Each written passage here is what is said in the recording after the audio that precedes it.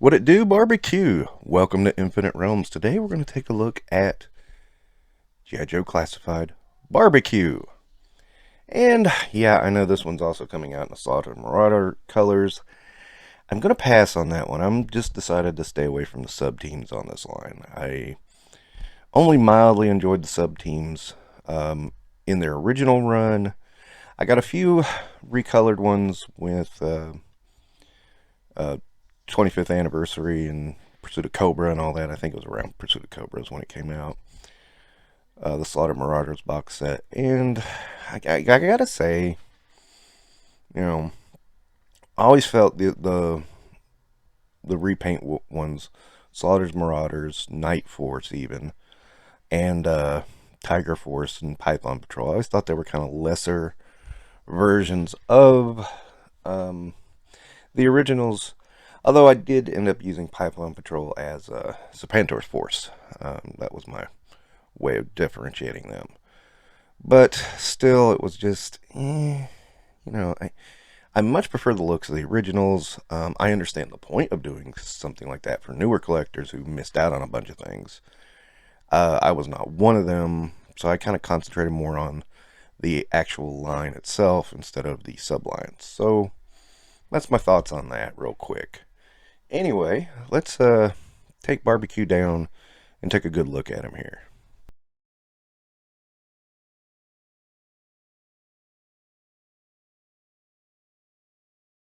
And here is BBQ off the off the spinner out of the box, and he comes with two axes, a backpack, and a hose, and a not really a gun, but a spigot. Yeah, let's call it a spigot. And all of that looks pretty good, to be perfectly honest. I mean, and it's very reminiscent of his original figure.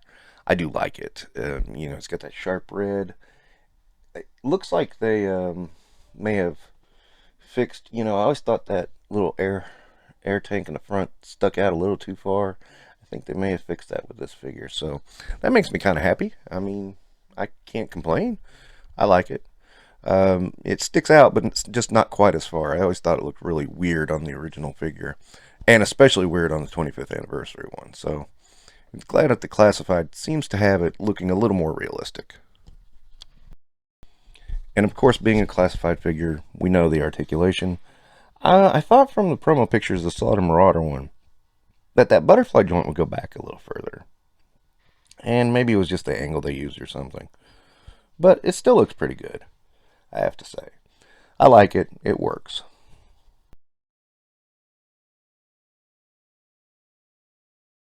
And I'm not 100% sure if I've got this correct with the axes on how they're supposed to be stowed, but it makes the most sense to me to do it that way, so that's what I'm going with for right now. I'll look up online and see if there's some other way, but, of course he can pack all his gear and be hands-free, just like most, note I say most, G.I. Joe's figures. Not all, there's a few exceptions, but that's alright. Now, I do have to point out that with the left hand, I had so much trouble working with that, both for the axe and for the spigot. And of course, when you mess with the hose, it tends to fly the backpack off, and then the backpack has a hard time getting back in, as it's been, when it's got the overlay, and then you got to get in the hole in the figure. Yeah, that has not been enjoyable, and it's a problem really wish Hasbro would address, because it seems that that's the case with almost every figure that has a backpack. Is it, doesn't seem to go in far enough, and it just wants to pop out at every opportunity. So for some comparison, here is Barbecue with Storm Shadow and Zartan. Look for Zartan's review coming up soon. Think he looks pretty good with the other Joes. And so at the end of all of that, I do think it's a good figure, but I think there is some issues with it. As such, I'm going to throw 4 stars at him. I'm not going to start off for the trouble with the left hand and just, some clunkiness with the equipment. Beyond that, he's still a pretty good figure. Barbecue was never one of my absolute top 100 favorites, but, he is up there. He has a very distinct look, and I do like him a a great deal. So that's my review of barbecue. Not really much to say other than those little issues, and that's going to wrap it up for Infinite Realms. Don't forget to like and subscribe.